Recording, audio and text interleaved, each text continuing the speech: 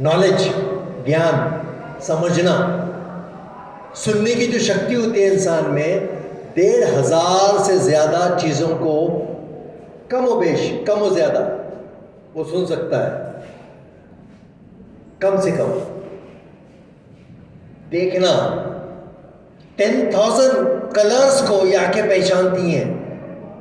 10,000, ये कम भी हो सकता है, ज़्यादा भी हो सकता है। कुछ लोग तो देख भी नहीं सकते, कुछ लोग सुन भी नहीं सकते।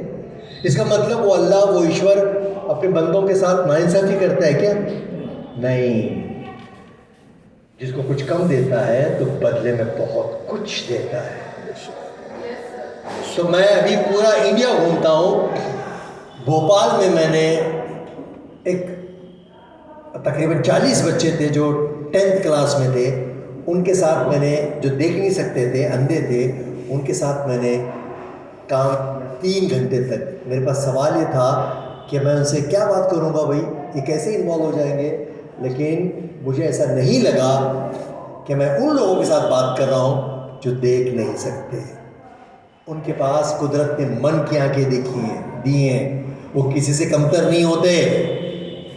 वो ईश्वर अल्लाह अगर किसी को कुछ कम देता है तो बदले में बहुत कुछ देता है।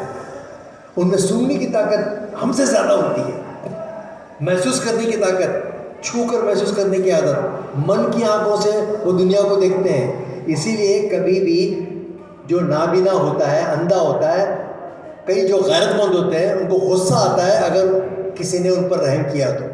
मेरे एक दोस्त हैं, ज़मीर ढाले उनका नाम है, जो अब तक इंडिया, वर्ल्ड के 20 कंट्री घूम के आए हैं।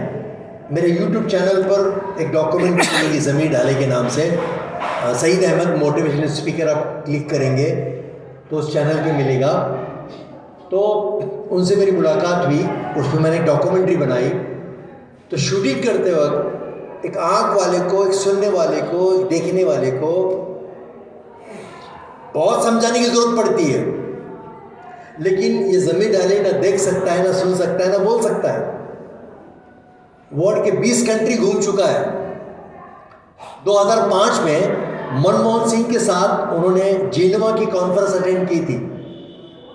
मैं बता रहा हूँ, जिनके पास देखने और सुनने की ताकत नहीं होती है वो क्या कुछ कर सकते हैं। ऐसे कई नाम आपको मिलेंगे तारीख में। हेलन केलर का नाम सुना आपने? हेलन केलर सुना? नहीं सुना? नहीं? हाँ या ना? अरे ये तो हमारे पास सिलेबस में है। एक ऐसी लेडी थी जो 1880 में समथिंग पैदा हुई। वो पहली ऑथर थी जो देख भी नहीं सकती थी, बोल भी नहीं सकती थी, सुन भी नहीं सकती थी, लेकिन उसने बुक लिखी। आप कभी नेट पे जाएंगे, हेलन केलर टाइप कीजिए, वो चीज़ें आपको देखने को मिलेगी। नेट पे जाएंगे, गूगल पे जाएंगे, उस पर एक फिल्म भी बनी थी, ब्लैक। देखी किसी ने? टीवी पे हमेशा आती हो। बहरहाल उसमें एक उसने बुक लिखी है। हमारे पास जो लोग देखते हैं वो हमको एक्सप्लॉइट करते हैं, वो हमको इमोशनल ब्लैकमेल करते हैं भीख लेने के लिए। तो कुदरत किसी के साथ नाइंसाफ़ी नहीं करती। और जिसमें गैरत होती है, अब ये गैरत क्या है भाई, सेल्फ रिस्पेक्ट क्या है, वही एहसास दिलाने की ज़रूरत है। जब इंसान में वो चीज़ पैदा होती है, गैरत जो ईमान का हिस्सा है, तब वो देने वाला बनता है, लेने वाला नहीं बनता। तो देने वाला बनना है कि लेने वाला? आपको क्या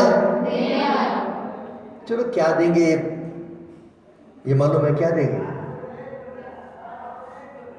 अरे सबने बोला देने वाला, क्या देंगे? भिखारी को भीख देंगे? भिखारी इंडस्ट्री को डेवलप करेंगे? देने का मतलब हमारे दिमाग में वही है। चलो इसका जवाब हम ढूंढ लेते हैं इस वर्कशॉप में। तो बहरहाल 5 सेंस साफ है तो सोच साफ है। 3 मील तक हम देख सकते हैं आंखें। सूंघने की ताकत, हमसे ज्यादा सूंघने की ताकत कौन से जानवर में होती है? कुत्ते में। बिल्कुल सही। जहां कोई क्राइम होता है, वारदात होती है, पुलिस पहुंचती है उस कुत्ते को लेकर, है ना। और वो कुत्ता आने के साथ वारदात की जगह पर जहाँ पर हादसा हुआ है या कुछ भी हुआ है, जमीन सूंघने लगता है। वो जमीन में क्या सूंघता है? वो शख्स को सूंघता है जिसकी स्मेल, बदन से निकलने वाली बदबू या खुशबू वहाँ फैली हुई है, लेकिन वो शख्स नहीं है वहाँ पर। और वो जहाँ तक दौड़ता हुआ चला गया शूज पहनकर, तो उसमें सूंघने की शक्ति उस डॉग में इतनी होती है, वो मट्टी के नीचे से उसके बदन की खुशबू को कैच करता है, और वो जितने दूर चला गया उतने दूर तक दौड़ते हुए सूंघते सूंघते सूंघते जाता है, अनलेस एंड अनटिल अगर नदी नाला क्रॉस कर जाए तो उसकी स्मेल नहीं आएगी, या किसी ऑटो रिक्शा में या कार में बैठ के फरार हो जाए तब उसकी स्मेल गायब हो जाएगी। मतलब क्या? और रब्बुल आलमीन कुरान मजीद में 756 आयतों में कहता है, क्या तुम देखते नहीं, क्या तुम गौर नहीं करते, क्या तुम अकल से काम नहीं लेते? कई चीजें हमारे अतराफ सुबह से शाम तक होती हैं जो हमको सिखाती हैं। ये बुक का नॉलेज सिर्फ सही लिखने, सही पढ़ने के लिए है। किताब पढ़ने से तैरना नहीं आता, उसके लिए क्या करना पड़ता है? पानी में उतरना पड़ता है। Knowledge plus action is equal to personality. तो मतलब क्या? मेरे बदन से निकलने वाली महक या पसीने की बू दुनिया में किसी से मैच नहीं होती। सबके बदन से निकलने वाली एक बू अलग होती है, स्मेल।